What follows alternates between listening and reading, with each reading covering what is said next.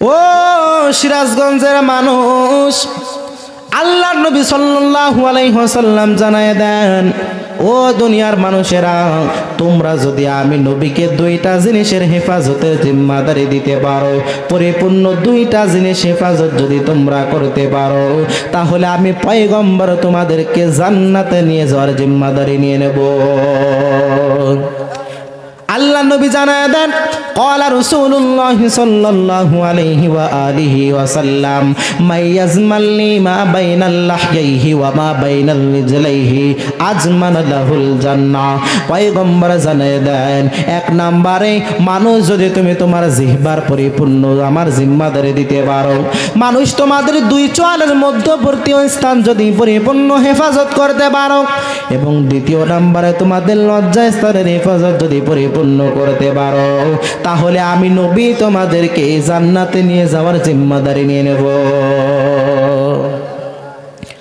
লুকমানে হাকিম ঠিক তার মনিবকে এটাই বুঝাইতে চেয়েছেন, কেউ যদি তার জবানকে হেফাজত করতে পারে, তাহলে তার মতো দামি মানুষ আর কেউ হতে পারে না। কেউ যদি তার অন্তরকে হেফাজত করতে পারে, অন্তরকে যদি ময়লা মুক্ত করতে পারে, অন্তরকে যদি ময়লা মুক্ত করতে পারে, তাহলে তার মতো দামি মানুষ আর কেউ হতে পারে না। ও আল্লাহর বান্দারা, লুকমানে হাকিম তার সন্তানদেরকে নসিহত করলেন। গভীর মনোযোগের কান লাগাবেন এবার। লুকমানে হাকিম ছিল কিন্তু রাখাল, বকরি চড়াইতো, ছাগল চড়াইতো। লুকমানে হাকিম তার সন্তানদেরকে চারটা গুরুত্বপূর্ণ নসিহত করলেন। লুকমানে হাকিম তার সন্তানদেরকে এক নম্বরে জানাই দেয়, ইয়া বুনাইয়া লা তুশরিক বিল্লাহ, ও আমার সন্তানেরা, তোমরা আল্লাহর সাথে কখনো শরীক করবে না, আল্লাহর সাথে কখনো শিরকে তোমরা লিপ্ত হবে না। কারণ শিরক অনেক মারাত্মক গুনাহ। দুনিয়ার ভিতরে যত গুনাহ আছে সব গুনাহ আল্লাহ ক্ষমা করে, কিন্তু শিরকের গুনাহ ক্ষমা করে না। শিরক এমন একটা মারাত্মক গুনাহ, শিরক করলে আমার আল্লাহর সাথে জুলুম করা হয়ে যায়। ইন্না শিরকা লা যুলমুন আযীম, শিরক হলো আল্লাহর সাথে জুলুম করার সমতুল্য। সুতরাং এক নম্বরে সন্তান, তোমরা আল্লাহর সাথে কখনো কাউকে শরীক করবে না, কারণ আল্লাহ পাক শিরকের গুনাহ ক্ষমা করে না। আল্লাহ পাক কোরআনের ভিতর আয়াত নাযিল করে জানায় দেন, ইন্নাল্লাহা লা ইয়াগফিরু আইয়ুশরাকা বিহি ওয়া ইয়াগফিরু মা দুনা যালিকা লিমান ইয়াশা। চিল্লায় পড়েন আল্লাহু আকবার।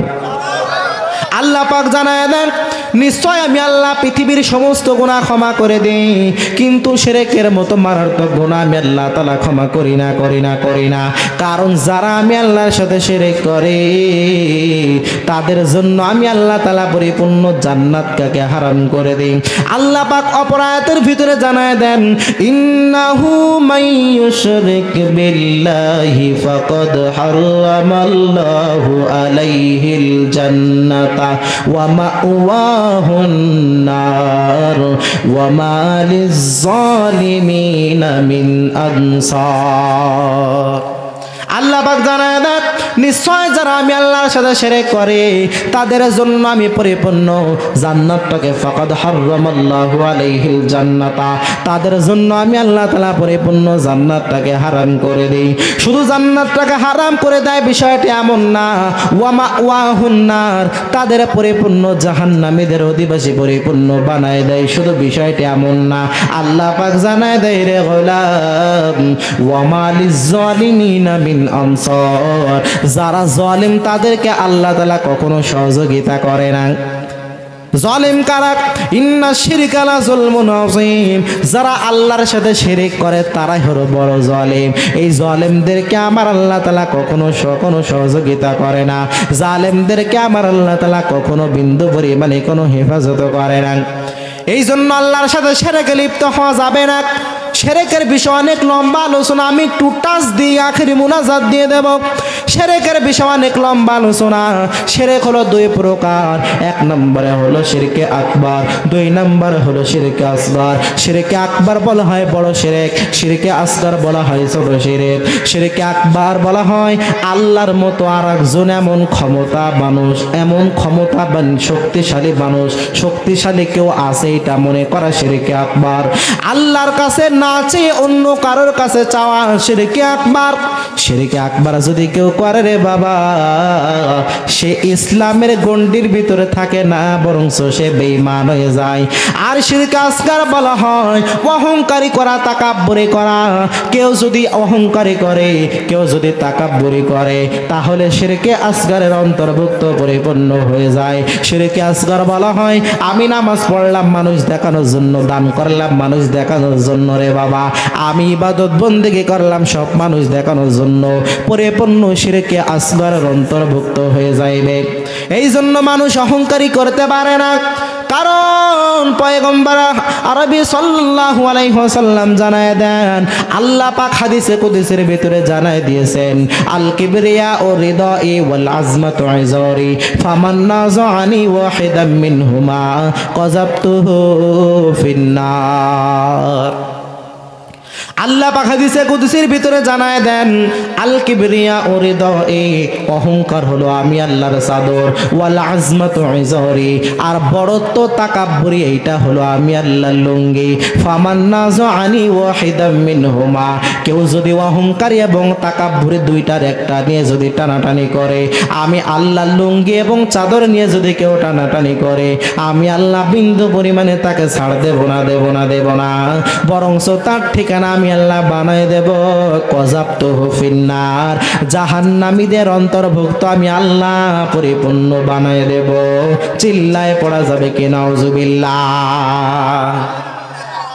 আল্লাহ পাক সূরা লুকমানের 12 নম্বর আয়াতের ভিতরে বলতেছেন, ওয়ালাকাদ আতাইনা লুকমানাল হিকমাতা আনিশকুর লিল্লাহ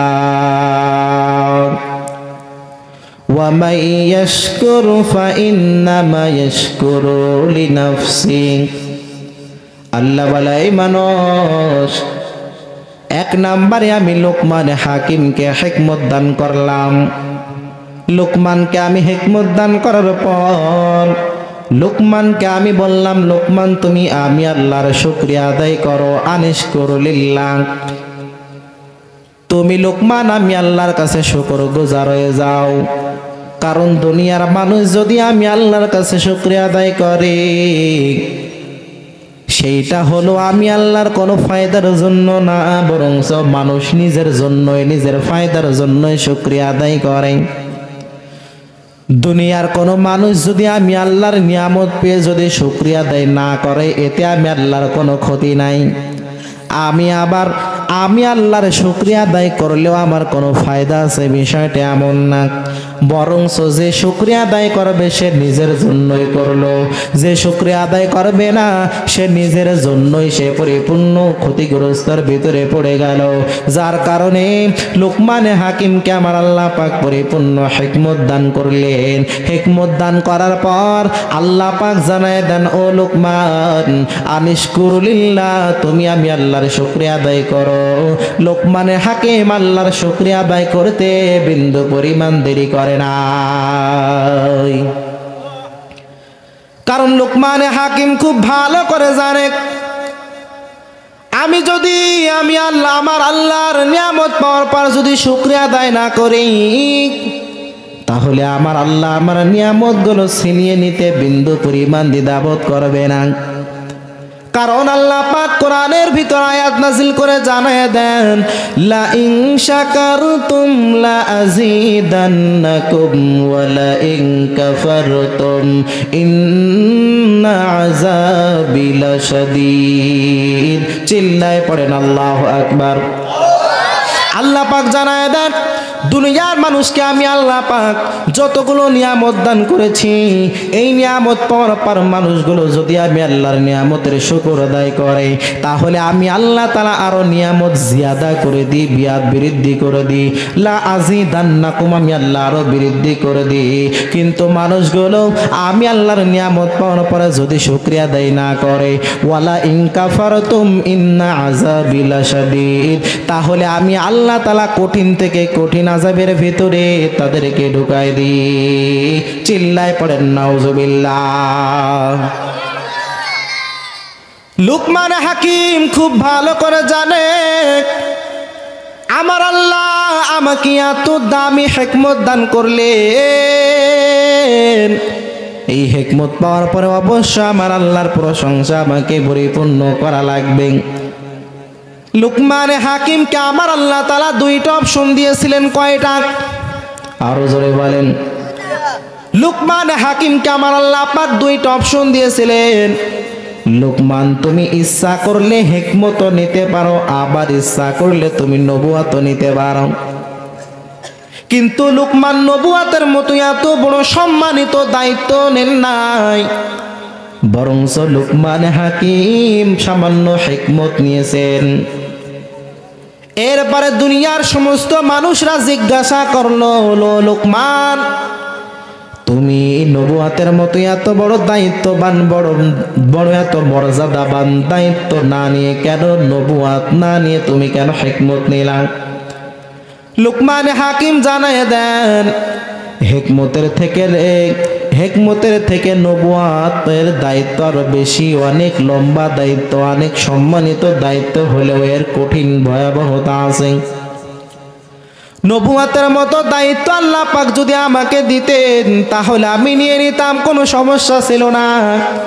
কিন্তু আল্লাহ পাক যেহেতু আমাকে দুইটা অপশন দিয়েছেন, ইচ্ছা করলে হিকমত নিতে পারো, ইচ্ছা করলে নবুয়ত নিতে পারো, এই জায়গায় আল্লাহ তাআলা পরিপূর্ণ আমাকে ঐচ্ছিক ব্যাপারে দিয়েছে, পরিপূর্ণ আমাকে স্বাধীনতা দিয়ে দিলেন। লুকমান, তুমি ইচ্ছা করলে নবুয়ত নিতে পারবা, আবার ইচ্ছা করলে তুমি হিকমত নিতে পারবা। আল্লাহ পাক আমাকে পরিপূর্ণ স্বাধীনতা দান করেছেন, যার জন্য আমি নবুয়ত নিই নাই, আমি হিকমত নিয়েছি।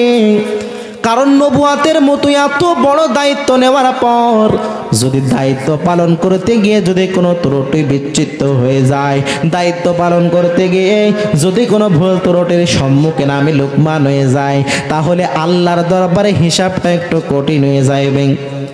কারণ যেহেতু আল্লাহ তাআলা আমাকে পরিপূর্ণ স্বাধীনতা দিয়েছিলেন, তুমি ইচ্ছা করলে নবুয়ত নিতে পারবা, তুমি ইচ্ছা করলে হিকমত নিতে পারবা। আমি তাহলে ইচ্ছা করে যদি নবুয়তের মতো দায়িত্ব নিই, এই দায়িত্ব পালন করতে গিয়ে কোনো ভুল ত্রুটি হলে আল্লাহর সামনে আমার কঠোর বিচার হইবে। কিন্তু আল্লাহ যদি আমাকে সরাসরি নবুয়ত দান করতেন, তাহলে এই দায়িত্ব পালন করতে গিয়ে যদি কোনো ত্রুটি বিচ্যুত হইতো, তাহলে ভুল ত্রুটি হলে আমি আল্লাহকে বলতে পারতাম, আল্লাহ আমি তো এই দায়িত্ব নিজে ইচ্ছা করে নিই নাই, বরঞ্চ তুমি দিয়েছো, ভুল ত্রুটি এখন হয়ে গেছে, সমাধানও তুমি আল্লাহ বের করে দেবা। কথা ঠিক কিনা? দুনিয়ার ভিতরে তাকায় দেখবেন অনেক মানুষ দায়িত্ব নেওয়ার জন্য পাগল, কত মানুষ দায়িত্ব নেওয়ার জন্য পাগল পারা হইয়া যায়। কেউ দায়িত্ব দিতে চায় না, তারপরেও জোর করে দায়িত্ব নিতে চায়। এই দায়িত্ব নেওয়ার পরে যদি কোনো ভুল ত্রুটি হয়, কোনো ত্রুটি বিচ্যুত হয়, তাহলে সকলেই তার দিকে তাকায় তাকায় বলবে, দায়িত্ব পালন করতে পারো না কেন, দায়িত্ব নিতে গেছো, মাতব্বারি করতে পারো না কেন, মাতব্বারি করতে গেছো। কিন্তু সকলেই যদি পরামর্শ সাপেক্ষে তাকে দায়িত্ব দেয়, ওই দায়িত্বটা পালন করতে গিয়ে যদি কোনো ত্রুটি বিচ্যুত হয়, কোনো ভুল ত্রুটি হয়, তাহলে সে সকলকে বলতে পারবে দায়িত্ব আমি জোর করে নিই নাই, বরঞ্চ তোমরাই দায়িত্ব আমাকে জোর করে দিয়েছো। এখন ভুল ত্রুটি হয়েছে, সুতরাং এটার সমাধান তোমাদের করা লাগবে। কথা ঠিক আছে কিনা? ঠিক লুকমানে হাকিমকে আল্লাহ তাআলা দুইটা অপশন দিয়েছিলেন, ইচ্ছা করলে নবুয়ত নিতে পারবা, ইচ্ছা করলে হিকমত তুমি লুকমান নিতে পারবা। কিন্তু লুকমান একটু চালাক মানুষ, একটু বুদ্ধিমান মানুষ, যার কারণে লুকমানে হাকিম নবুয়তের মতো এত বড় মহান সুমহান দায়িত্ব নেয় নাই। কারণ এই দায়িত্ব নেওয়ার পরে যদি কোনো ত্রুটি বিচ্যুত হয় তাহলে আল্লাহর দরবারে আমার হিসাবটা একটু কঠিন হয়ে যাবে। যার কারণে লুকমানে হাকিম হিকমত নিয়েছে, নবুয়তের মতো দায়িত্ব নেন নাই। লুকমানে হাকিম এই পরিপূর্ণ হিকমত নিয়ে পরিপূর্ণ আগায় যায়।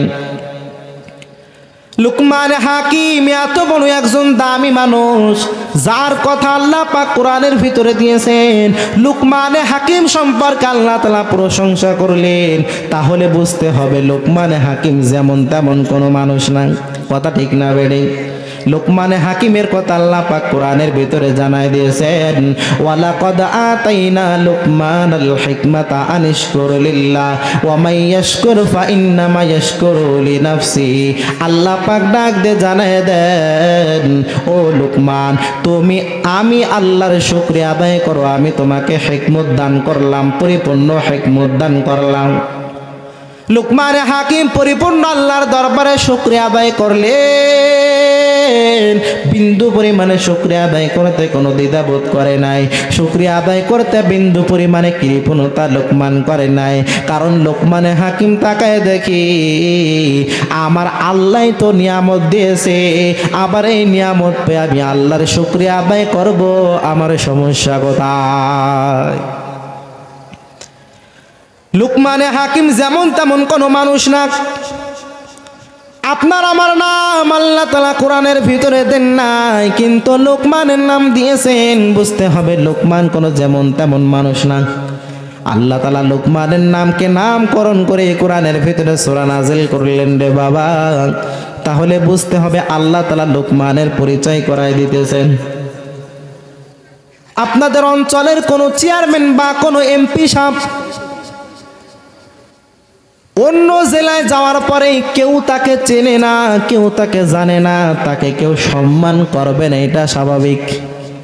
কিন্তু যদি জানে ইনি হলেন অমুক জেলার অমুক থানার অমুক জেলার এমপি, তারপরে সকলে সম্মান করবে কি করবে না? করবে। এবার আপনাদের এমপি সাহেব যদি আপনাদের মাঝে সাধারণ একজন অপরিচিত মানুষ, তাকে এনে যদি আপনাদের সামনে যদি পরিচিত করায় দেয়, এ হলো আমার কাছের লোক, এ হলো সব থেকে ভালো লোক, এই মানুষের মতো ভালো মানুষ আর কেউ হতে পারে না, এমন মানুষ যদি এমন কোন এমপি মন্ত্রী যদি তাকে মানুষের সামনে পরিচয় করায় দেয়, তাহলে সকলে পরবর্তীতে তাকেও সম্মান করবে কি করবে না? বুঝতে হবে যার সম্পর্কে এমপি গুণগান গাইতেছে কোনো সাধারণ মানুষ হতে পারে না। কারণ এ যদি সাধারণ মানুষ হইতো তাহলে এমপি সাহেব তার কোনো প্রশংসা করতো না, তার পরিচয় করাই দিত না। ও আল্লাহর বান্দারা, আমার আল্লাহ পাক লুকমান হাকিমের নাম ধরে ধরে ধরে ধরে প্রশংসা করতেছে। আমার আল্লাহ পাক লুকমানের হাকিমের নাম ধরে ধরে ধরে ধরে পরিপূর্ণ পরিচয় করাই দিতেছে। তাহলে বুঝতে হবে লুকমানে হাকিম কোনো সাধারণ মানুষ না। লুকমানে হাকিম অনেক বড় মহৎ একজন মানুষ। লুকমানে হাকিম অনেক বড় জ্ঞানী মানুষ, অনেক বড় হিকমতওয়ালা মানুষ। এই লুকমানে হাকিম দুনিয়ার ভিতরে থাকা অবস্থায় রাখালগিরি করতেন, বকরি চড়াইতেন। লুকমানে হাকিম তার মনিবের বকরি চড়ানো অবস্থায় তার মনিব ডাক দিয়ে জানায় দেয়, ও লুকমান, তুমি তো জানি অনেক হিকমত সম্পন্ন মানুষ, তুমি একটা বকরি জবাই করার পর একটা বকরির ভিতরে সব থেকে উৎকৃষ্ট জিনিস কোনটা আছে আমাকে জানাই দাও। লোকমানে হাকিম ওই মনিবের জন্য একটা ছাগল জবাই করার পর একটা ছাগলের জিহ্বা এবং হৃৎপিণ্ড অর্থাৎ কলিজায় দুইটা তার সামনে হাজির করল। কিছুদিন পরে মনি বাবা লোকমানকে জানাই দিল, ও লোকমান, একটা বকরির ভিতরে সব থেকে নিকৃষ্ট কোন কোন বস্তু আছে আমার সামনে হাজির করো। লুকমানে হাকিম পরের দিন আবার ছাগল জবাই করার পর ছাগলের জিহ্বা এবং হৃৎপিণ্ড অর্থাৎ কলিজাটা নিয়ে ওই মনিবের সামনে হাজির হইল। মনিব একটু রাগান্বিত হয়ে গেল। আগের দিন বলেছিলাম সবথেকে উৎকৃষ্ট মানে সম্মানিত মর্যাদাবান কোন জিনিস আছে আমার সামনে আনো। আজকে বলেছি সবথেকে নিকৃষ্ট কোন জিনিস আছে, আবার সেই একই জিনিস আনছো। আগের দিনও আনছো জিহ্বা এবং কলিজা, আজকেও আনছো জিহ্বা এবং কলিজা। ও লোকমান, তুমি কি আমার সাথে মস্কারা করতেছো নাকি? লুকমানে হাকিম ডাক দিয়ে বলে, ও মনিব, না না, আপনার সাথে আমি মস্কারি করতেছি না, কারণ আমি তো খুব ভালো করে জানি প্রতিটা পশু প্রতিটা প্রাণী তার জিহ্বা এবং অন্তরে কলিজা যদি ভালো হয়ে যায় তাহলে পুরা বডিটা পরিপূর্ণ ভালো হয়ে যায়। আর প্রতিটা পশু প্রতিটা প্রাণীর এই জিহ্বা এবং কলিজা যদি ভালো না হয় তাহলে সে সম্পূর্ণ নিকৃষ্ট হয়ে যায়। যার কারণে প্রতিটা প্রাণীর জিহ্বা এবং হৃৎপিণ্ড এই কলিজা সব থেকে সম্মানিত। জিহ্বা যদি হেফাজত করা যায়, কলিজা যদি পরিপূর্ণ ময়লা মুক্ত করা যায়, গুনাহ মুক্ত করা যায়, অন্তরটা যদি পরিপূর্ণ গুনাহমুক্ত করা যায় তাহলে সে পরিপূর্ণ উৎকৃষ্ট হয়ে যায়, সম্পূর্ণ সম্মানের মর্যাদায় চলে যায়, সম্মানের মাকামে পরিপূর্ণ চলে যায়, মর্যাদার দরওয়াজায় পরিপূর্ণ পৌঁছায় যায়।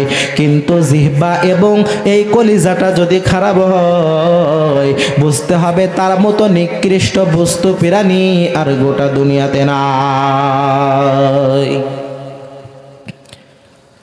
ও সিরাজগঞ্জের মানুষ, আল্লাহর নবী সাল্লাল্লাহু আলাইহি ওয়াসাল্লাম জানায় দেন, ও দুনিয়ার মানুষেরা, তোমরা যদি আমি নবীকে দুইটা জিনিসের হেফাজতের জিম্মাদারি দিতে পারো, পরিপূর্ণ দুইটা জিনিস হেফাজত যদি তোমরা করতে পারো তাহলে আমি পয়গম্বর তোমাদেরকে জান্নাতে নিয়ে যাওয়ার জিম্মাদারি নিয়ে নেব।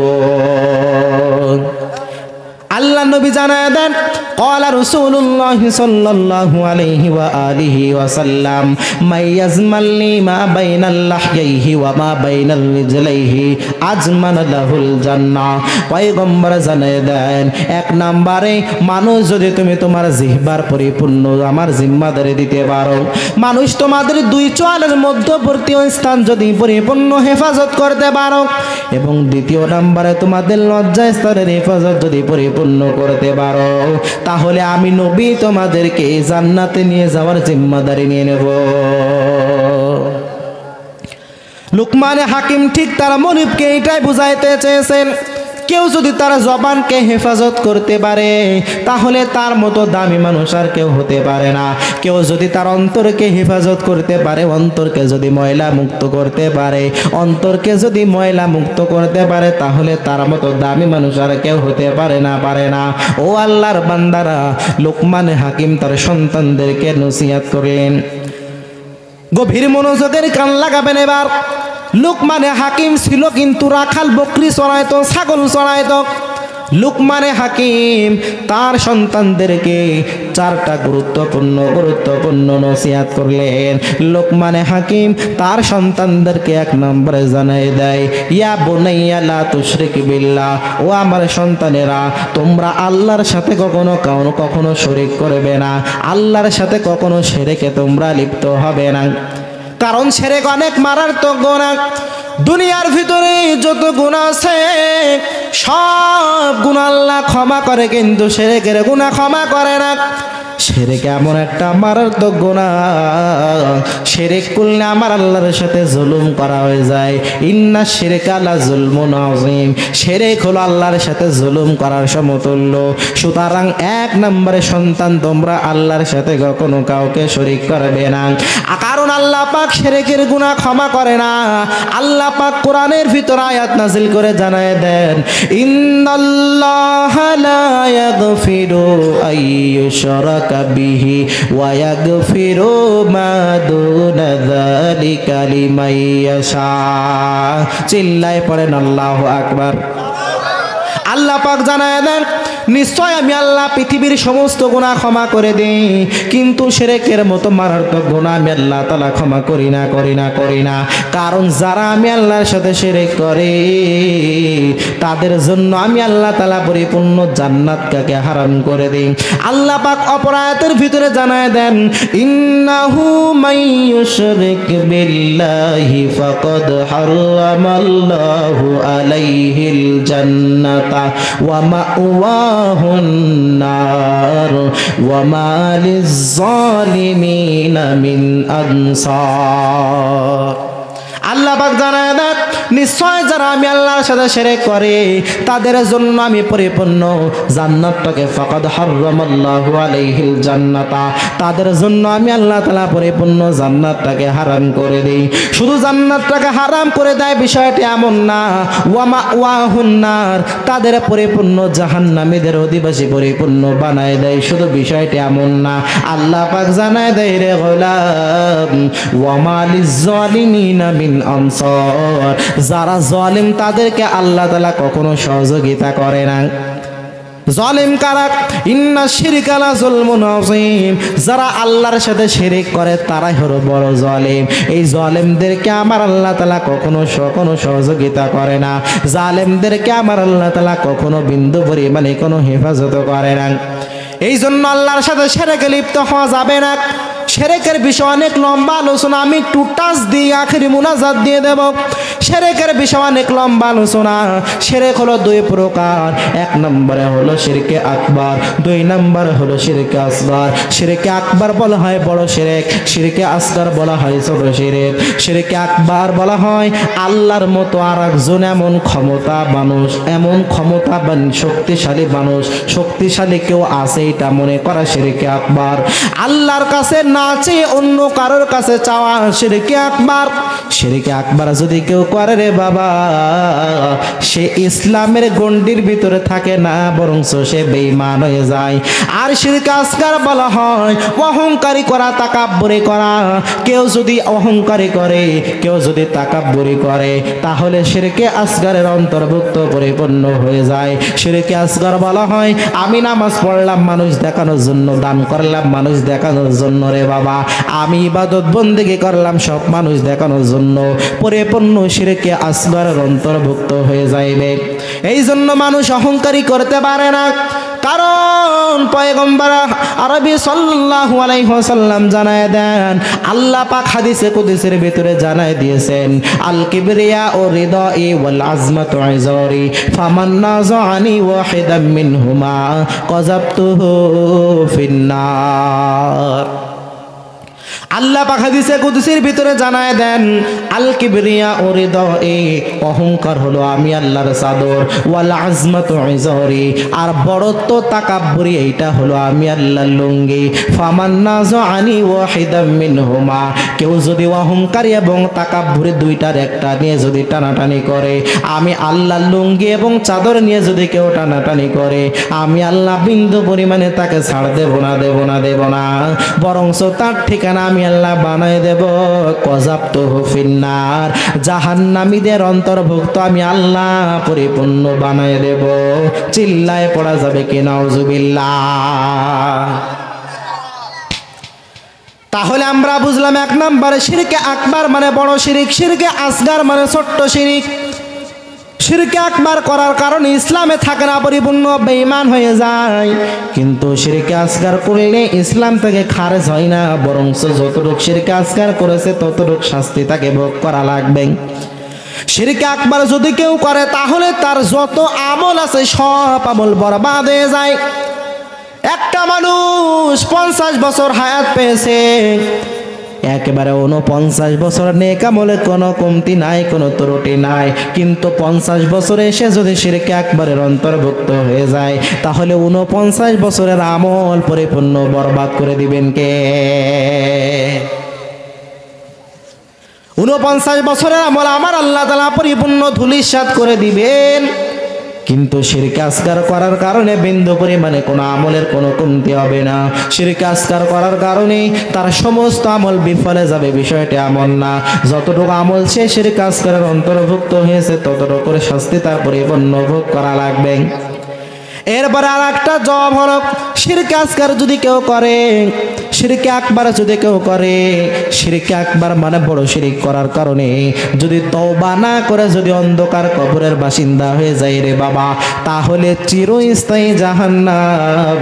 কেউ যদি শিরকে আসগারের অন্তর্ভুক্ত হয় তাহলে চিরস্থায়ী জাহান্নাম না, বরং যতটুক সে গুনাহ করেছে ততটুক পরিপূর্ণ তার শাস্তি ভোগ করা লাগবে। শিরকে আকবার হলো বড় শিরিক, শিরকে আসগার হলো ছোট শিরিক। তাই বলি ছোট্ট শিরিক কেউ ছোট্ট মনে করা যাবে না, কারণ কোনো ভুলকে ছোট্ট মনে করা যাবে না রে বাবা। ও আমার সিরাজগঞ্জের কাজীপুরের মানুষ, কাজীরহাটের মানুষ বা বৃদ্ধ বাবাজিরা, ও কলিজার টুকরো যুবক ভাইরা, একটু বোঝার চেষ্টা করবেন। ছোট্ট আগুনের ফুলকি কিন্তু বড় বড় ফ্যাক্টরিগুলো জ্বালায় দিতে পারে কি পারে না? আমরা সকলে জানি বড় সাপের থেকে ছোট্ট সাপের বিষ বেশি। শত্রুর মোকাবেলায় আপনি শত্রুকে যদি ছোট্ট মনে করেন, ছোট্ট শত্রু বড় বড় দলকে ঘায়েল করে দিতে পারে কি পারে না? হামাস বাহিনীর দিকে তাকায় দেখেন ইসরায়েলের বেঈমানদেরকে কেমনে পিটান দিল। বরংস হামাস বাহিনী থেকে ইসরায়েলের শত্রু বেশি, ইসরায়েলের সৈনিক পরিপূর্ণ বেশি, অস্ত্র বেশি, বোম বেশি, গুলি বারুদ সব কিছু বেশি, শক্তি বেশি, ক্ষমতা বেশি। তারপরও হামাস বাহিনীর কাছে কেন ইসরায়েল পরাজিত হয়েছিল? বলে শত্রুকে কখনো ছোট্ট মনে করা যাবে না। শিরকে আসগার যদিও ছোট্ট, তারপরও বিন্দু পরিমাণে কোনো ছোট্ট মনে করা যাবে না। শিরকে আকবারের অন্তর্ভুক্ত হওয়া যাবে না, শিরকে আসগারের অন্তর্ভুক্ত হওয়া যাবে না। কারণ আল্লাহর নবী হাদিসের ভিতরে জানায় দেন, ক্বালান নবী সাল্লাল্লাহু আলাইহি ওয়া আলিহি ওয়াসাল্লাম, লা তুশরিক বিল্লাহি শাইআন ওয়া ইন কুতিলতা ওয়া হুররিকতা। ও আল্লাহর বান্দারা, তোমাদেরকে যদি তোমাদেরকে যদি হত্যা করে দেওয়া হয় এবং তোমাদেরকে যদি হুররিকতা যদি আগুনের ভিতরে জ্বালায় দেওয়া হয়, তারপরেও কেউ আল্লাহর সাথে তোমরা শিরকে লিপ্ত হবে না। তাহলে এক নম্বরে লোকমান হাকিম তার সন্তানদেরকে নসিহত করলেন, ও আমার সন্তানেরা, তোমরা কেউ আল্লাহর সাথে শিরক করবে না। দুই নম্বরে লোকমান হাকিম তার সন্তানদেরকে নসিহত করলেন, ও আমার সন্তানেরা, তোমরা দুনিয়ার ভিতরে যেখানে যাই করো না কেন, তোমরা একটা কথা মনে রাখবা, আমার অন্তরের খবর কেউ না জানলেও জানেন একজন, তিনি কে? আমি যত মারাত্মক ভয়ঙ্কর জায়গায় গিয়ে, গোপন জায়গায় গিয়ে যদি কোনো পাপ করি, কেউ না দেখলেও দেখবেন কে? যদি নেক আমল করি সেইটাও আল্লাহ পাক দেখবেন, আবার বদ আমল করলেও সেটা আল্লাহ পাক পরিপূর্ণ দেখবেন।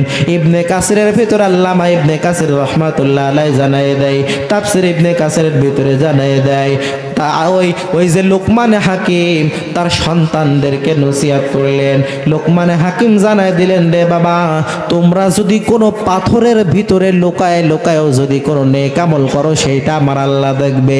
আবার কোনো পাথরের ভিতরে লুকায় লুকায় লুকায়া গিয়ে যদি তোমরা বদ আমল করো, সেটা আল্লাহ পাক দেখবে। এইটা পরিপূর্ণ নিজের ভিতরে নিয়ে নিয়ে পরিপূর্ণ আগারও লাগবে। ও সিরাজগঞ্জের বিরুদ্ধ বাবাজিরা, যদি নিজের ভিতরে এই বিশ্বাস ঢুকাইতে পারি, আমি যেখানেই যাই করি না কেন, যাই বলি না কেন, যাই চিন্তা করি না কেন, কেউ না জানলে জানেন একজন, তিনি আমার আল্লাহ। এই চিন্তা করে করে যদি বান্দা আগাইতে পারো, তাহলে তোমার দ্বারা কোনো গুনাহ করা সম্ভব হবে না।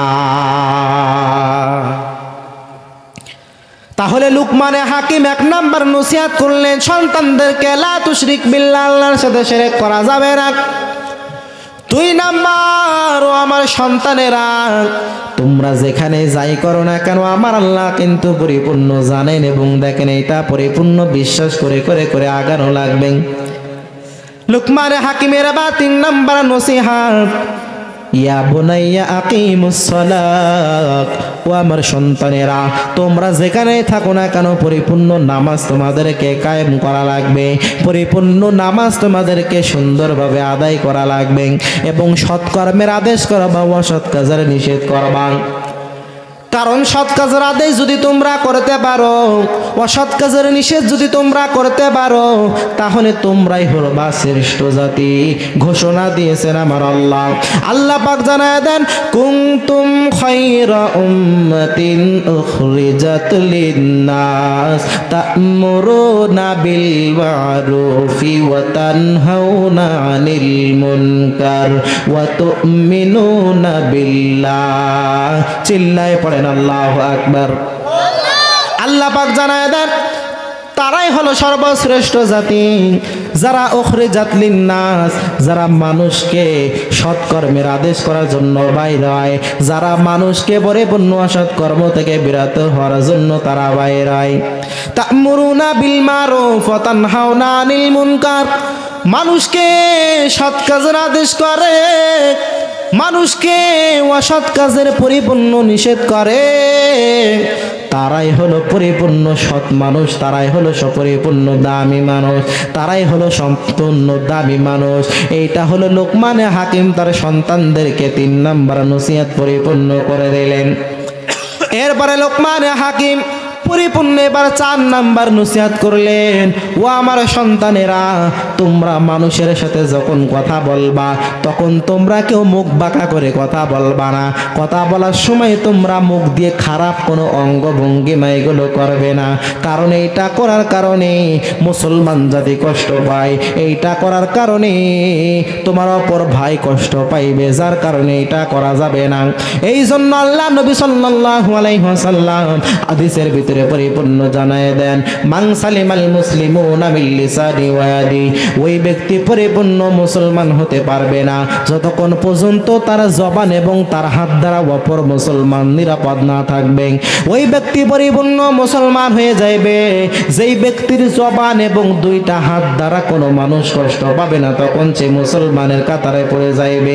যার কারণে লোকমানে হাকিম পরিপূর্ণ তার সন্তানদেরকে নসিহত করে দিলেন, ও আমার সন্তান, কথা বলার সময় মুখ বাঁকা করে কথা বলা যাবে না। লোকমানে হাকিম নসিহত করলেন কয়টা? আরো জোরে বলেন। 4টা নসিহত পরিপূর্ণ তার সন্তানদেরকে করে দিলেন। লোকমানে হাকিম খুব ভালো করে জানে, আমার সন্তানগুলো যদি আমি মানুষের মতো মানুষ না বানাইতে পারে, তাহলে দুনিয়ার ভিতরে মানুষ, আমি লোকমান এত পরিমাণ হিকমত সম্পন্ন হওয়ার পর মানুষ আমাকে বদদুয়া করবে, মানুষ আমাকে বাজে বাজে কথা বলবে। যার কারণে লোকমানে হাকিম তার সন্তানদেরকে দিনের পথে ওঠানোর জন্য চেষ্টা করেছে। রে বাবা, ও আল্লাহর বান্দারা, আজকে আপনার সন্তান যদি কোরআনের হাফেজ হয়, কোরআনের আলেম হয়, তাহলে সমাজের ভিতরে আপনার সম্মান অনেক গুণে বেড়ে যাবে। আপনার সন্তান যদি কোরআনের হাফেজ না হইয়া জেনারেল শিক্ষিত আপনি শিক্ষা গ্রহণ করাইলেন, কিন্তু একজন কোরআনের হাফেজের যে মর্যাদা, একজন আলেমের মা বাবার যে মর্যাদা, রে বাবা, এই মর্যাদা সম্মান দুনিয়াতেও পাবে না, আখিরাতেও পাবে না। আপনার সন্তানকে যদি দ্বীনি শিক্ষায় শিক্ষিত করতে পারেন, তাহলে আপনার সন্তান আপনার জান্নাতে নিয়ে যাওয়ার পরিপূর্ণ কারণ হয়ে যাইবে। রে বাবা, ও আল্লাহর বান্দারা, আমি তো মনে করি এই হাটশিরা লক্ষ্মীপুর সৌতুল হেরা তাহফিজুল যেই কোরআন নুরানি মাদ্রাসা, এই মাদ্রাসাটা হলো আপনাদের জন্য রহমত না গজব? আরো জোরে বলেন, পরিপূর্ণ রহমত। এই মাদ্রাসা আপনাদের নিজের মাদ্রাসা মনে করা লাগবে।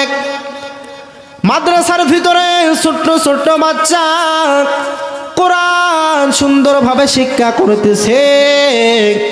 এই ছোট্ট ছোট্ট বাচ্চাগুলো একদিন দেখবেন কোরআনের হাফেজ হয়ে যাইবে। এই ছোট্ট ছোট্ট বাচ্চাগুলো একদিন বড় আলেমে পরিণত হয়ে যাইবে। রে বাবা, ও আল্লাহর বান্দারা, এই ছোট্ট ছোট্ট বাচ্চাগুলো একদিন দেখবেন আপনার অত্র অঞ্চলের মসজিদের ইমাম সাহেব হয়ে যাইবে। আজকের ছোট্ট ছোট্ট বাচ্চাগুলো একদিন দেখবেন জুমার খতিব হয়ে যাইবে। আজকের ছোট্ট ছোট্ট বাচ্চাগুলো একদিন দেখবেন পরিপূর্ণ বড় বড় মাদ্রাসার মুহাদ্দিস হয়ে যাইবে, শাইখুল হাদিস হয়ে যাবে, মুতাবিম হয়ে যাইবে। রে বাবা, যার কারণে এই মাদ্রাসার ভিতরে যারা ছোট্ট ছোট্ট বাচ্চারা পড়াশোনা করে, তাদেরকে বিন্দু পরিমাণে কোনো ধমক দেওয়া যাবে না, তাদের সাথে বাজে কথা বলা যাবে না। কারণ এই ছোট্ট ছোট্ট বাচ্চারা একটু দুষ্টামি করবে, ভালো কথা, কিন্তু তাদেরকে বাজে কথা বলা যাবে না। দুনিয়ার ভিতরে দেখবেন শয়তানি করে বেশি স্কুলের ছাত্র না মাদ্রাসার ছাত্র? সত্য কথা বলবেন।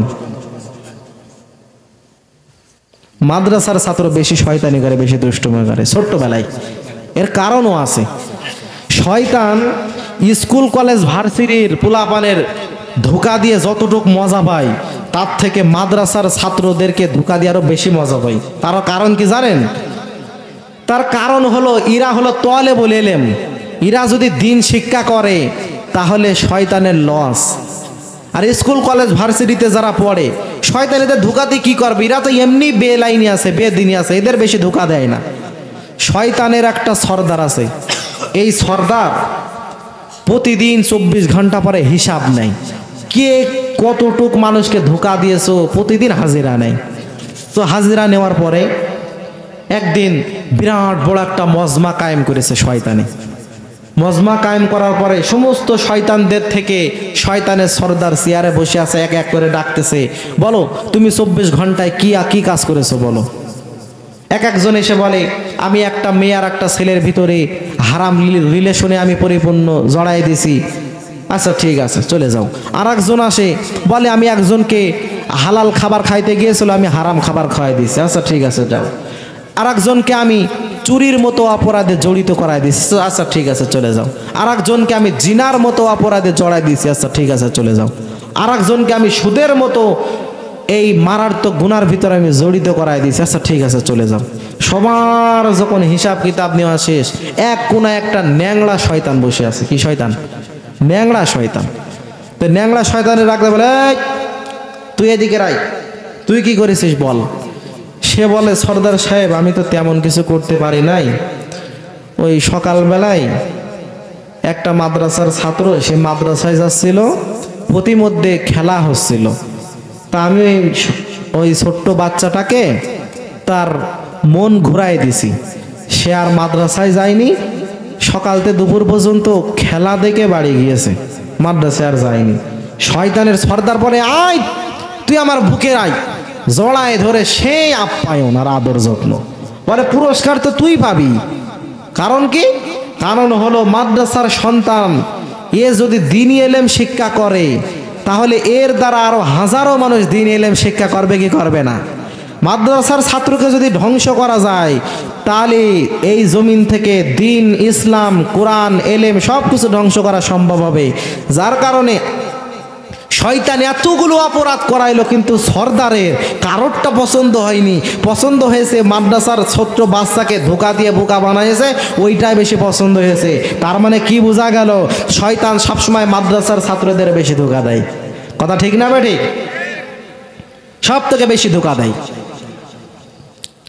সব থেকে বেশি ধোঁকা দেয় মাদ্রাসার ছাত্রদেরকে। এজন্য মাদ্রাসার ছাত্রদের দিকে বাঁকা নজরে তাকানো যাবে না। লুকমানে হাকিমকে আল্লাহ রাব্বুল আলামিন হিকমত সম্পন্ন পরিপূর্ণ জ্ঞান দান করার পর লুকমানে হাকিম পরিপূর্ণ হিকমতওয়ালা সম্পন্ন লুকমান হয়ে গেলেন। এই লুকমানে হাকিম এত পরিমাণে দামি হয়ে গেলেন, গোটা পৃথিবীর মানুষ এখনো পর্যন্ত লুকমানের নাম মুখে নিয়ে কোরআন তেলাওয়াত করে। গোটা পৃথিবীর মানুষ এখনো পর্যন্ত লুকমানের নাম স্মরণ করে রে বাবা। এমনকি কোরআনের ভেতরে লুকমানের নামে একটা সূরা নাজিল করে দিয়েছেন আল্লাহ। তাহলে লুকমান যেমন তেমন কোনো মানুষ না, লুকমানে হাকিম যেমন তেমন কোনো মানুষ না। লুকমানে হাকিম এক সময় ছিল রাখাল, কিন্তু হঠাৎ করে লুকমানে হাকিম পরিপূর্ণ জ্ঞান সম্পন্ন হওয়ার পর বিরাট মজমার ভিতরে লুকমানে হাকিম বক্তব্য দিতেছে। লুকমানে হাকিম তার ছোট্টবেলার একটা বাল্যকালের বন্ধু, সে ওই মজমার ভিতরে পরিপূর্ণ বসে গেল এবং বক্তব্যগুলো সুন্দরভাবে তার ছোট্ট বাল্যকালের বন্ধু পরিপূর্ণ শোনার পর লুকমানে হাকিম বক্তব্য শেষ করার পর যখন নেমে গেল, এমত অবস্থার ভিতরে লুকমানে হাকিমকে ডাক দিয়ে বলে, ও আমার বাল্যকালের বন্ধু লুকমান, তুমি আর আমি একসাথে ছাগল চড়াইতাম, বকরি চড়াইতাম, তুমি সেই লুকমান না? বলে হ্যাঁ। বলে তুমি ছিলে সাধারণ আমার মতো, কিন্তু এত দামি কেমনে হইলাম? এত সম্মানিত কেমনে হইলাম, এত মর্যাদাবান কেমনে হইলাম? লোকমানে হাকিম ডাক দিয়ে জানাই দেয়, রে ভাই, 4টা গুণের অধিকারে আমি পরিপূর্ণ হয়ে গিয়েছি, যার কারণে এত দামি আমার আল্লাহ বানাই দিয়েছে। কি 4টা গুণ তোমার ভিতরে ঢোকাইছো? লোকমান হাকিম ডাক দিয়ে জানাই দেয়, ও আমার ছোট্ট বাল্যকালের বন্ধু, 4টা গুণের ভিতরে 1 নম্বর গুণ হলো আমি জীবনে কখনো হারাম খাবার খাই নাই। জীবনে আমি কখনো হারাম খাবার খাই নাই। কিন্তু আমাদের ভিতরে এমন মানুষ আছে হারাম ভাবে ইনকাম করে, হারাম ভাবে আয় রোজগার করে, হারাম ভাবে ভক্ষণ করে। একটা কথা মনে রাখা লাগবে রে বাবা, হারাম ভক্ষণকারী কিন্তু জান্নাতে প্রবেশ করে না। আল্লাহ নবী হাদিসের ভিতরে জানায় দেন, লা ইয়াদখুলুল জান্নাতা জাসাদুন গুযিয়া বিল হারাম। যে ব্যক্তি হারাম ভক্ষণকারী, যার শরীরের ভিতরে 1 ফোঁটা হারাম রক্ত থাকবে রে বাবা, ওই ব্যক্তি কখনো জান্নাতে প্রবেশ করতে পারবে না, পারবে না, পারবে না। ও সিরাজগঞ্জের কাজীপুরের মানুষেরা, গভীর মনোযোগের কান লাগাই শোনা লাগবে রে বাবা। তাহলে হারাম ভক্ষণ করা যাবে না? যাবে না? যাবে কি? হারাম ভক্ষণ করা যাবে না, হারাম ভাবে ইনকাম করা যাবে না, হারাম বিন্দু পরিমাণে ভক্ষণ বান্দা করা যাবে না রে বাবা। ও বৃদ্ধ বাবা জেরা, ও আমার কলিজার টুকরো যুবক ভাইয়েরা, তাহলে লোকমান হাকিম 4টা গুণের কারণে পরিপূর্ণ দামি হয়ে গেলেন, 4টা গুণের কারণে এত বড় সম্মানিত হয়ে গেলেন। 1 নাম্বার হলো লোকমান হাকিম জীবনে কখনো হারাম খাবার খায় নাই। 2 নাম্বারে লোকমান হাকিম কখনো মিথ্যা কথা বলে নাই। কিন্তু আমাদের জীবনের দিকে তাকায় দেখেন, মিথ্যা কথা বলা ছাড়া আমরা কোনো কথা বলতে পারি না। ব্যবসা করবো, এই জায়গাও মিথ্যার পরিপূর্ণ আশ্রয় না নিলে ব্যবসায় বরকত বাড়ে না রে বাবা। আল্লাহর নবী সাল্লাল্লাহু আলাইহি ওয়াসাল্লাম জানায় দেন, as-sidqu yunji wal kizbu yuhlik। ও আমার উম্মতেরা, সত্য তোমাদেরকে পরিপূর্ণ বিজয় করে দেয়, আর মিথ্যা তোমাদেরকে পরিপূর্ণ নিচেই নামায় দেয়। as-sidqu yunji, সত্য তোমাদেরকে বিজয় করে দিবে। as-sidqu yunji wal kizbu yuhlik, মিথ্যা তোমাদেরকে ধ্বংস করে দিবে। এই জন্য সত্য বলা লাগবে, মিথ্যা বলা যাবে না। অন্য হাদিসের ভিতরে আল্লাহর নবী জানিয়ে দেন, ক্বালা রাসূলুল্লাহ সাল্লাল্লাহু আলাইহি ওয়া আলিহি ওয়াসাল্লাম, আত-তাজিরুস সাদুকুল আমিনু মা'আন নাবিয়্যিনা ওয়াস-সিদ্দিকিনা ওয়াশ-শুহাদা'i ওয়াস-সালিহিন।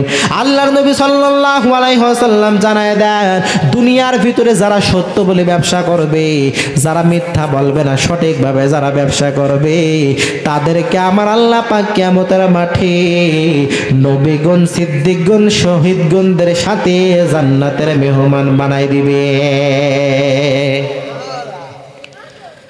তাহলে লোকমান হাকিমের 2 নাম্বার গুণ হলো সত্য বলতো, কখনো মিথ্যা লোকমান বলে নাই। 3 নম্বর লোকমানের গুণ হলো, কেউ যদি আমানত দিত, তাহলে আমানতের খেয়ানত বিন্দু পরিমাণে লোকমান করতো না রে বাবা। কিন্তু আমাদের দিকে তাকায় দেখবেন, সমাজের ভিতরে একটু তাকায় দেখবেন, কেউ যদি আপনার কাছে আমানত রাখে, আমানতের খেয়ানত করতে বিন্দু পরিমাণে দ্বিধাবোধ করেন না। বাংলাদেশের সরকার যদি কোনো এমপি মন্ত্রীদের কাছে যদি আমানত দেয়, এইগুলো তারা পরিপূর্ণ খেয়ানত করে ফেলে। জনগণের সামনে এসে মিষ্টি মিষ্টি কথা বলে, ভোটের আগে সুন্দর সুন্দর কথা বলে, ও এলাকার মানুষ, যদি আমাকে তোমরা জয়যুক্ত করতে পারো, তাহলে এলাকার রাস্তাঘাটে একটাও পাকা থাকবে না, সব কাঁচা করে ফেলবো। ভোটের আগে এসে এত সুন্দর মিষ্টি মিষ্টি কথা বলে, সারা জীবনে নামাজ রোজার খবর নাই, সারা জীবন ইবাদত বন্দেগের খবর নাই, সারা জীবন মাথায় টুপি লাগায় নাই, সারা জীবন তসবিহ হাতে লয় নাই, সারা জীবন লম্বা জামা গায়ে দেয় নাই। কিন্তু ভোটের আগে মাথায় একটা টুপি লাগায়া, গায়ে লম্বা জামা লাগায়া, হাতের ভিতরে তসবিহ একটা লইয়া মানুষের কাছে গিয়ে গিয়ে গিয়ে গিয়ে মানুষের মিথ্যা আশ্বাস দেয়, এমন মানুষ সমাজের ভিতরে আছে না নাই? গরম ভাতে বিলে বেজার, উচিত কথায় মা ওই বেজার, কোথি গেলে কি তেরা যা মনে লাগে ভয়, আমরা গরিব আমাগের দেখার মতো কেউ নাই, আমরা গরিব আমাগের দেখার মতো কেউ নাই। ক্ষমতাতে জাতি পারলে জীবনে একবার গাড়ি বাড়ি হতে রে ভাই দেরি হয় না তার। ক্ষমতাতে জাতি পারলে জীবনে একবার গাড়ি বাড়ি হতে রে ভাই দেরি হয় না তার। তাই তো মন চাই সব বেচিয়া ভোটেতে দাঁড়ায়, তাই তো মন চাই সব বেচিয়া ভোটেতে দাঁড়ায়। আমরা গরিব আমাদের দেখার মতো কেউ নাই, আমরা গরিব আমাদের দেখার মতো কেউ নাই। ভোটের আগে চান্দু চাচা কইল আমাকে রে, এমপি যদি হতে পারি দেব গোলা ভরে। বলে কি বলে না? ভোটের আগে চান্দু চাচা কইল আমাকে রে, এমপি যদি হতে পারি দেব গোলা ভরে। এমপি হওয়ার পরে দেহি চাচার নাগল কিনা পাই, আছে না নাই? এমপি হওয়ার পর আর খুঁজে পাওয়া যায় না। এমপি হওয়ার পরে দেহি চাচার নাগল কিনা পাই। আমরা গরিব আমাদের দেখার মতো কেউ নাই, আমরা গরিব আমাদের দেখার মতো কেউ নাই। তাহলে লোকমানে হাকিমের 3 নম্বর গুণ হলো, লোকমানে হাকিম কখনো আমানতের খেয়ানত করে নাই। 1 নম্বর গুণ, লোকমানে হাকিম বিন্দু পরিমাণে হারাম খাবার খায় নাই। 2 নম্বরে লোকমানে হাকিম বিন্দু পরিমাণে কোনো মিথ্যা কথা বলে নাই। 3 নম্বরে লোকমানে হাকিম বিন্দু পরিমাণে আমানতের খেয়ানত করে নাই। 4 নম্বরে লোকমানে হাকিম বিন্দু পরিমাণে কোনো সময়কে অপচয় করে নাই। এই 4টা গুণ লোকমানে হাকিমের ভিতরে থাকার কারণে লোকমানে হাকিম যদিও ছিল রাখাল, তবে রাখাল থেকে সম্মানের আসনে বসাই দিয়েছেন কে? আমাদেরকে আল্লাহ বসায় দিবেন, কোনো সমস্যা নাই। আমাদেরকে আল্লাহ সম্মানের আসনে বসায় দেবেন। এরে বাবা, দুনিয়ার ভিতরে যে ছোট্ট ছোট্ট বাচ্চা কোরআনের হাফেজ, তাদের কি পরিমাণ দাম জানেননি?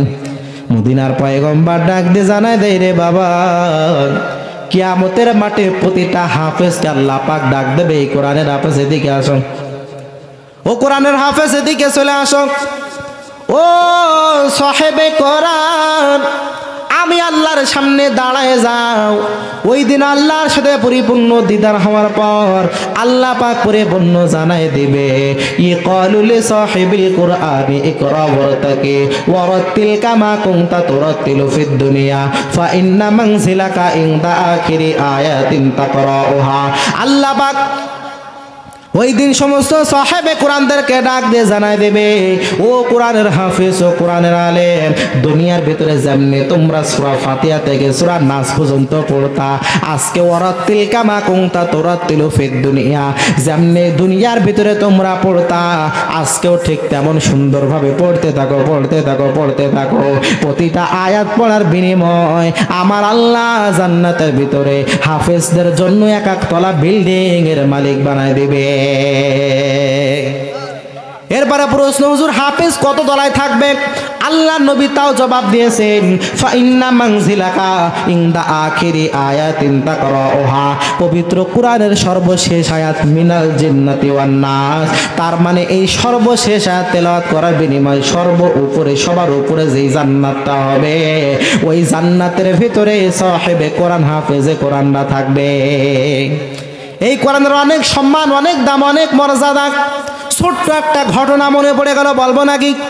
ছোট্ট একটা ঘটনা বলে আমি মুনাজাত করে দেব। সব থেকে পৃথিবীর ভিতরে দামি কিতাব হলো কোরআন। কথা ঠিক না বেড়ে? আল্লাহ পাক গোটা পৃথিবীর ভিতরে বড় বড় 4টা কিতাব নাজিল করেছেন, তাওরাত, ইনজিল, জাবুর এবং কোরআন। কিন্তু 3টার ভিতরে হেফাজতের জিম্মাদারি কিন্তু আল্লাহ তাওরাত নেন নাই, 3টার ভিতরে হেফাজতের জিম্মাদারি আল্লাহ জাবুর নেন নাই, 3টার ভিতরে হেফাজতের জিম্মাদারি ইনজিল আল্লাহ নেন নাই। বরং আল্লাহ পাক কি বলেছেন, ইন্না নাহনু নাযালনায যিকরা ওয়া ইন্না লাহু লাহাফিজুন। চিল্লায় পড়েন আল্লাহু আকবার। আল্লাহ পাক জানায় দেন, নিশ্চয় আমি আল্লাহ কোরআন নাজিল করলাম, আর এই কোরআন হেফাজতের জিম্মাদারি আমি আল্লাহ পরিপূর্ণ নিয়ে নিলাম। গোটা পৃথিবীর যত মানুষ এই কোরআনকে ধ্বংস করে দেওয়ার চেষ্টা করুক না কেন, আমি আল্লাহ যদি জিম্মাদারি নিয়ে নিই, তাহলে কেউ কোরআন ধ্বংস করতে পারবে না, পারবে না।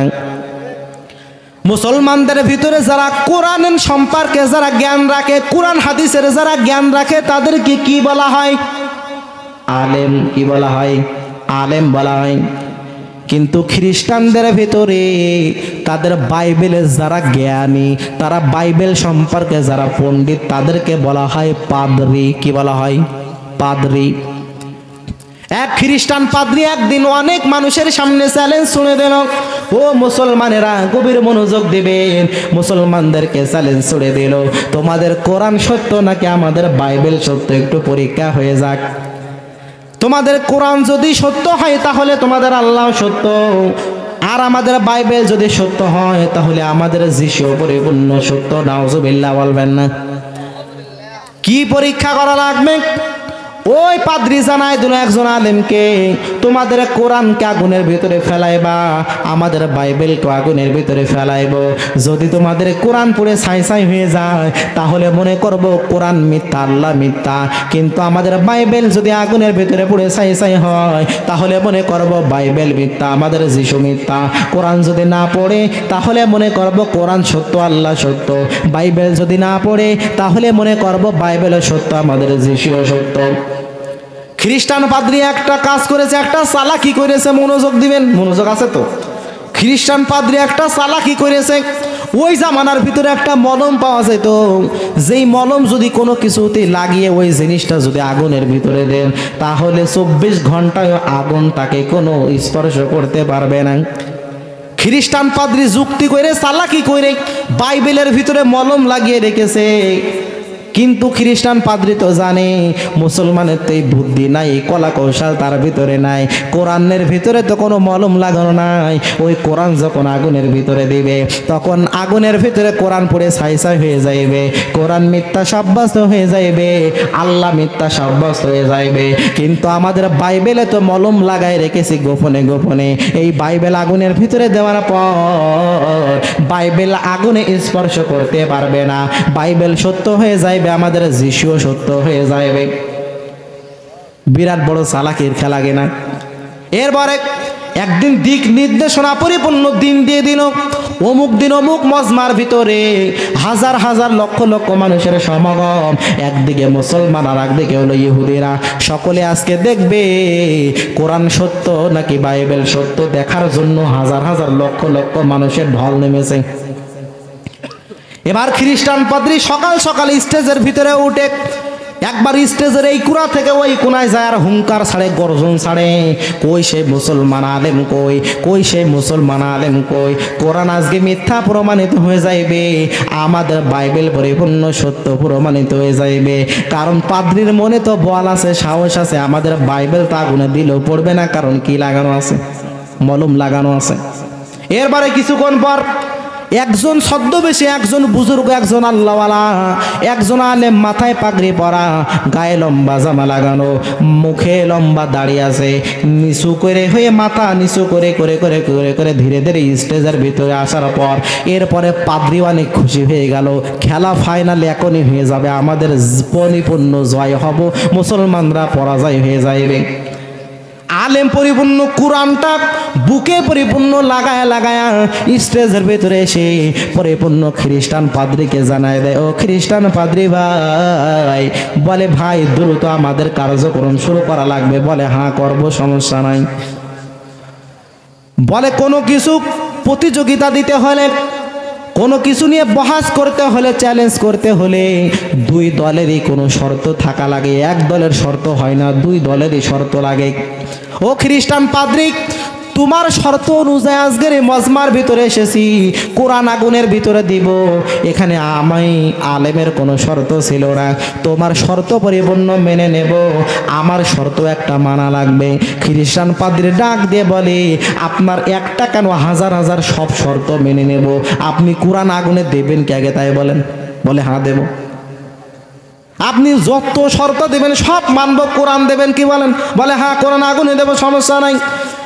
মুসলমান ইমানদার আলেম জানায় দেয়, আমি কোরআন বুকে লইয়া আগুনের ভিতরে ঝাঁপ দেব, তুই বাইবেল বুকে লইয়া আগুনের ভিতরে ঝাঁপ দিবি।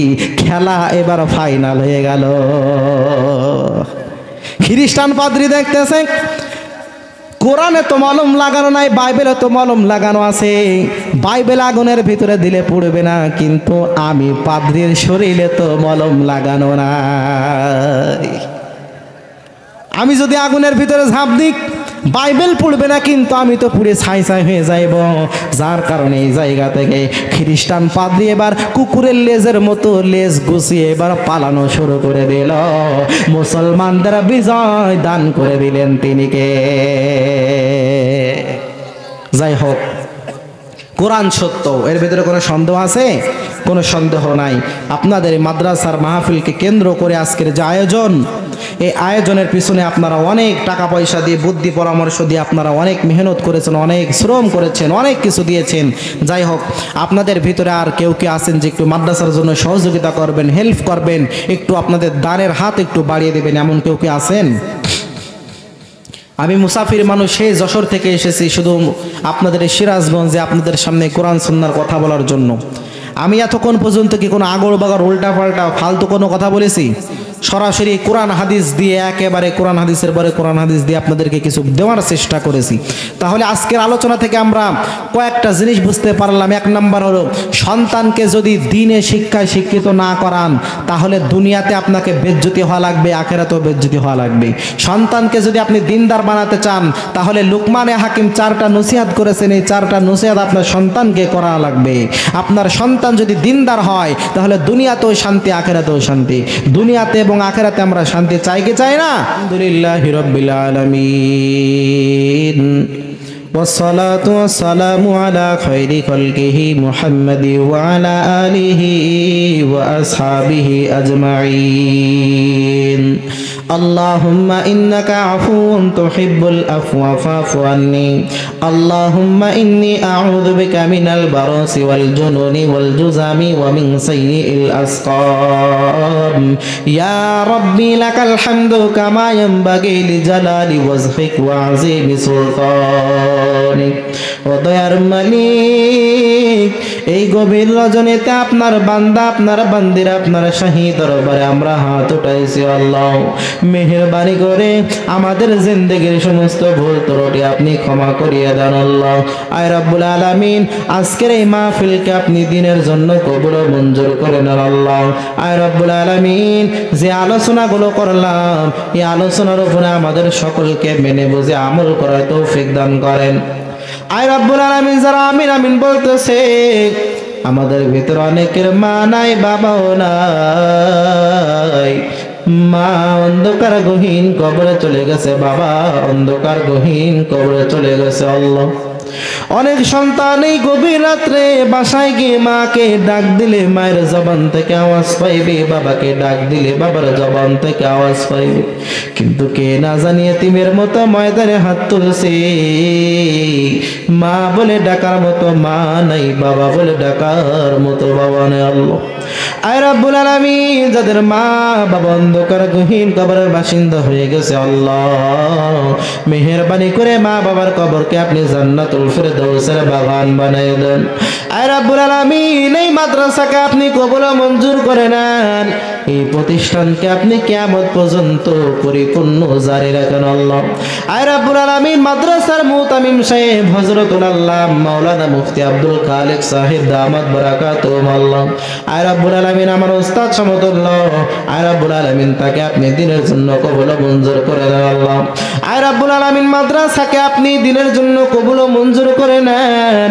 মাদ্রাসার ছোট্ট ছোট্ট বাচ্চা, ছোট্ট ছোট্ট তালেবুল ইলম, তাদের সকলকে আপনি হক্কানি রব্বানি আলেম বানায় দেন। আল্লাহ, আয় রব্বুল আলামিন, মাদ্রাসার অন্য অন্য আসাদায়ে কেরাম, উস্তাদায়ে কেরাম, তাদেরকে আপনি দিনের জন্য কবুল ও মঞ্জুর করে নেন। আল্লাহ, আয় রব্বুল আলামিন, এই মাহফিলে যারা টাকা পয়সা দিয়ে, শ্রম দিয়ে, বুদ্ধি দিয়ে, পরামর্শ দিয়ে, যারা যেভাবে সহযোগিতা করেছে, আল্লাহ সকলকে আপনি দিনের জন্য কবুল ও মঞ্জুর করে নেন। আল্লাহ, আয় রব্বুল আলামিন, সকলের সমস্ত ভুল ত্রুটি গুনাহ আপনি ক্ষমা করে দেন। আয় রব্বুল আলামিন, এলাকাবাসীকে আপনি কবুল ও মঞ্জুর করে নেন। আয় রব্বুল আলামিন, ময়দানের ভিতরে কত সাদা দাড়ি পাকা বৃদ্ধ বাবাজিদের লইয়া হাত উঠাইছে। আল্লাহ, কত আপনার কলিজার টুকরো, আমার কলিজার টুকরো যুবক ভাইদেরকে নিয়ে হাত উঠাইছে আল্লাহ। পর্দার আড়ালে আমার সম্মানিত মা বোনের হাত উঠাইছে আল্লাহ। আমার মা বোনদেরকে আপনি ক্ষমা করিয়া দেন, মা বোনদের মনের নেক আশা বাসনাকে আপনি কবুল মঞ্জুর করে নেন আল্লাহ। আয় রব্বুল আলামিন, মা বোনদেরকে আপনি পর্দাশীল বানায় দেন, খাদিজা রাদিয়াল্লাহু আনহার মতো দিনদার মা বোন বানায় দেন, আয়েশা সিদ্দিকা রাদিয়াল্লাহু আনহার মতো বানায় দেন, দিনদার পরহেজগার বানায় দেন। আর রব্বুল আলামিন, আমরা যারা হাত উঠাইছি, আমাদের যাদের সন্তান আছে, একটা সন্তানকেও হলে কোরআনের হাফেজ বানানোর মতো তৌফিক দান আল্লাহ। একজন হাফেজ, একজন আলেমের মা বাবা না হয়ে অন্ধকার কবরে ডাক দিন না। উদয়ার মালিক, আমরা যদি জাহান্নামের আসামি হইয়া যাই, ওই অন্ধকার কবরে কেউ নাই, অন্ধকার বাতি নাই, অন্ধকার ওই সব বিশ্বর ঘরে আমরা কেমনে থাকবো আল্লাহ? আয় রব্বুল আলামিন, মেহেরবানি করে আপনি আমাদের কবরকে আপনি সহযোগিতা করেন আল্লাহ। আয় রব্বুল আলামিন, মাদ্রাসাতে ইলম শিক্ষা করিয়া করিয়া 10টা ছাত্র কোরআন নিবে আল্লাহ, কোরআন শিক্ষা করবে আল্লাহ। আয় রব্বুল আলামিন, আপনি সকলকে দিনের জন্য কবুল মঞ্জুর করে নেন আল্লাহ।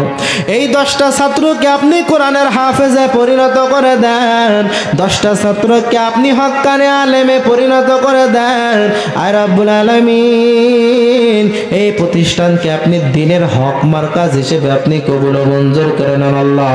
আয় রব্বুল আলামিন, এই মাদ্রাসার যারা হিতাকাঙ্ক্ষী, মাদ্রাসার যারা মুহাব্বতের মানুষ আছে, যারা ভালোবাসার মানুষ আছে আল্লাহ, সকলকে আপনি দিনের জন্য কবুল মঞ্জুর করে নেন আল্লাহ।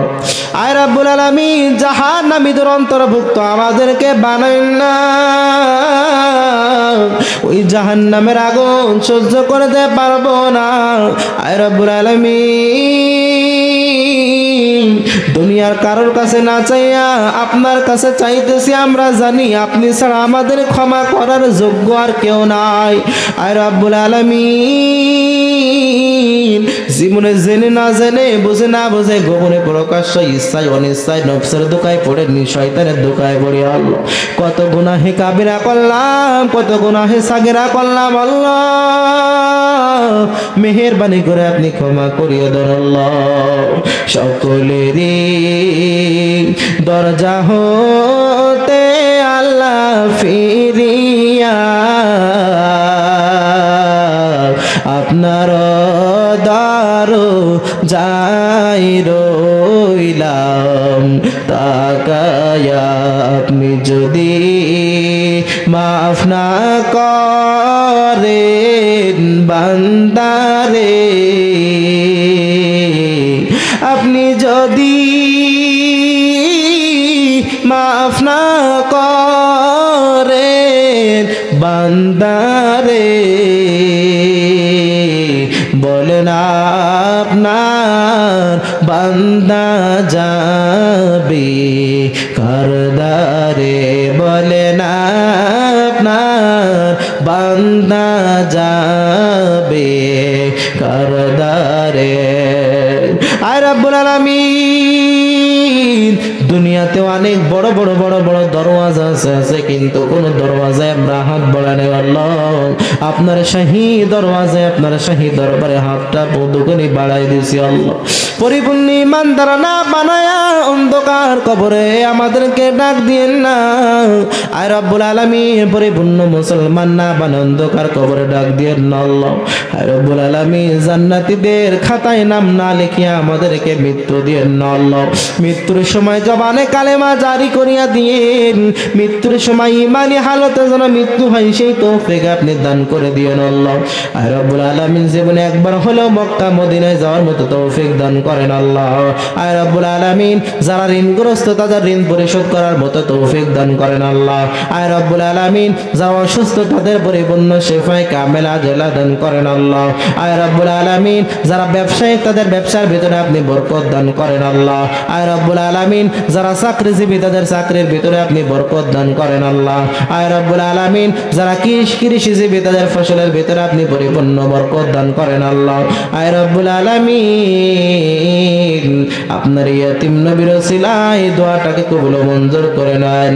ওয়া সাল্লাল্লাহু তাআলা আলা খাইরি খালকিহি মুহাম্মাদি ওয়া আলা আলিহি ওয়া আসহাবিহি আজমাইন বিরহমাতিকা ইয়া আরহামার রাহিমিন।